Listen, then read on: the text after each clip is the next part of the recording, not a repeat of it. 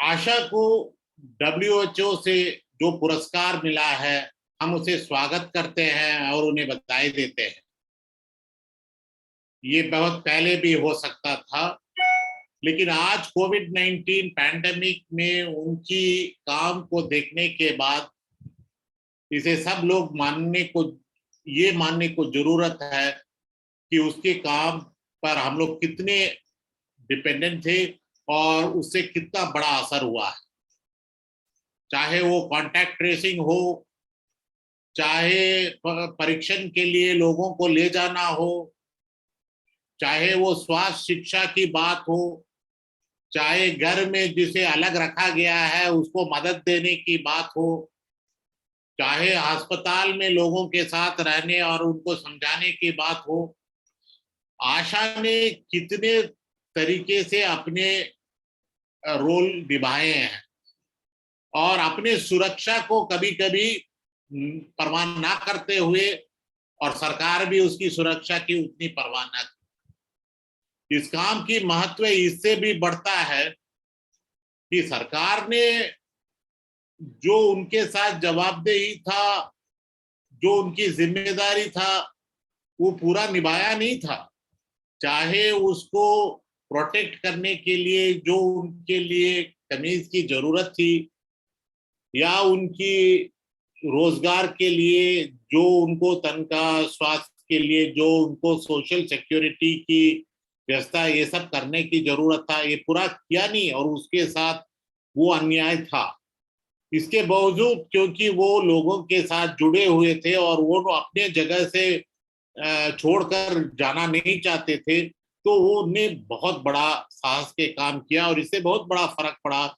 और ये डब्ल्यूएचओ के पुरस्कार हमें समझाता है और इसके बाद कम से कम लोग उसका अपनाना चाहिए और उनको उनके साथ जो न्याय है करने की जरूरत है। और वो लोगों के लिए कुछ कर दिखाने की एक दबाव था, तो नेशनल हेल्थ मिशन का कार्यक्रम बना और उस कार्यक्रम के कई टास्क फोर्स में हम लोग थे और खासकर आशा की टास्क फोर्स था जो प्रोग्राम की डिजाइन किया था। उसमें हम लोग जो इस स्वास्थ्य आंदोलन से कई लोग थे, मैं भी था उसमें, और हम लोग मिलके लिखे कि आशा कार्यक्रम किस रूपरेखा कैसे बनना चाहिए, क्या उसकी रोल है, क्यों एएनएम से एक काम नहीं बनता, किस तरह उसको बदलना चाहिए, इसके लिए उसमें मुख्य बात ये था कि ये गांव की ही महिला रहना चाहिए। जो ये नोशन है सॉलिडारिटी का, एकजुट होने का, वो बहुत मुख्य कॉन्सेप्ट है और गांव को ही महिला होना चाहिए। जो लोगों चुनते हैं, सरकार नहीं चुनता है, लोगों से उनकी चयनित एक महिला जिसको प्रशिक्षण देके वही गांव में वो उनको मदद करे, जैसे कि कोई अपने फैमिली की ही पर्सन जैसे। तो ये जो अंडरस्टैंडिंग था कि ये सॉलिडारिटी का जो रिलेशनशिप है, ये बहुत महत्व है। जवाबदेही या अकाउंटेबिलिटी का भी महत्व है, लेकिन हमें याद रखना चाहिए कि ये कर्मचारी बाकी कर्मचारियों से एक तरह से बहुत अलग है। एक कारखाने में जो मोटर कार बनाता है उसका और जो स्वास्थ्य वर्कर और उसका बीच में एक एलिमिनेशन है, वो अन्य है। लेकिन इसमें ये लोगों के साथ उनके मित्र मितानिन बन के काम करना पड़ता है उनकी, और इससे दोनों खुद मिलकर स्वास्थ्य बनाते हैं। ये नहीं है कि ये स्वास्थ्य सेवा देती है वो लोग उसे कंज्यूम करते हैं। लोग ही अपने आप को स्वस्थ रखना पड़ता है और उसमें ये आशा उसको मदद करता है। इसलिए ये सॉलिडारिटी का रिश्ता बना रखना बहुत महत्वपूर्ण है। वो लिंक वर्कर तो है, समुदाय से जो सेवाएं हैं, जो स्वास्थ्य विभाग से जो सेवाएं हैं उसे पहुंचाने में उसका रोल है, और कुछ सेवाएं जो वहीं उपलब्ध होना चाहिए उसे करवाने में भी उसका पात्र है। लेकिन वो एक एक्टिविस्ट भी है। एक्टिविस्ट क्यों? क्योंकि इस तरह की लोग हैं समाज में जो दबे हुए हैं, जो ये सेवाएं तक पहुंच नहीं पाते हैं, और उनको अधिकार उनको दिलाने के लिए आशा काम करती है। तो उस तरह पर उस अंडरस्टैंडिंग पे वो एक्टिविस्ट भी है, और ये हमें देखने के लिए बहुत इम्पोर्टेंट चीज है कि वो उनका जब हम बात करते हैं तो ये उसका जो गुण है उसे बना रखें। लेकिन इसका मतलब नहीं है, जब पहले तो 12 घंटा 10 घंटा का काम था, जब उनका एक 30 घंटे से ज्यादा एक हफ्ता में काम हो जाता है, तब ये साफ है कि आज ये काम वो वॉलंटरी रूप में कर ही नहीं सकता है। ये काम कर रहा है तो कोई और काम नहीं कर सकता है। तो इसको हर स्वास्थ्य कर्मी का हर जो अधिकार है, मिनिमम वेज हो, उससे भी एक बेहतर वेज है देने की जरूरत है। जैसे यूनियन ने पूछा है 24,000 रुपीज पर मंथ, और फिर उनका सोशल सिक्योरिटी बेनिफिट्स चाहिए, जैसे कम से कम ईएसआई में जो दिया जाता है, ये सब उसको उसके साथ न्याय करने की जरूरत है।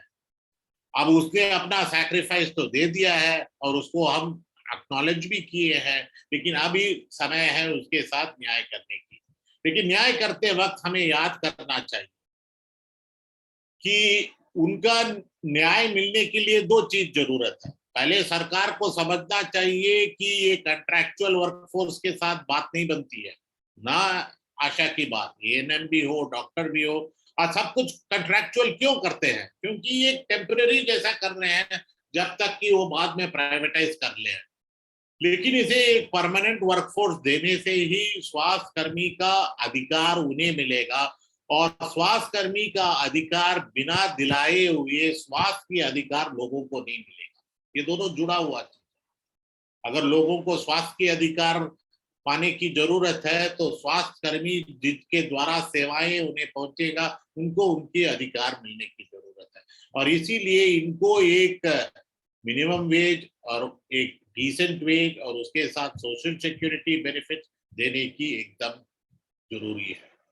बट दूसरा एस्पेक्ट भी है इसका अधिकार तभी सरकार दे पाएगा, तभी तैयार होगा देने में, तभी उसका देने के लिए उसकी एफिशिएंसी आएगा जब सरकार की कमिटमेंट यूनिवर्सल हेल्थ केयर पर हो जाता है। जब सरकार तय कर लेता है कि लोगों को स्वास्थ्य सेवाएं की अधिकार और स्वास्थ्य की अधिकार हमें देना हमारी फर्ज है और हम करके रहेंगे, तब आशा की जरूरत भी वो एक परमानेंट बेसिस पे महसूस करेंगे।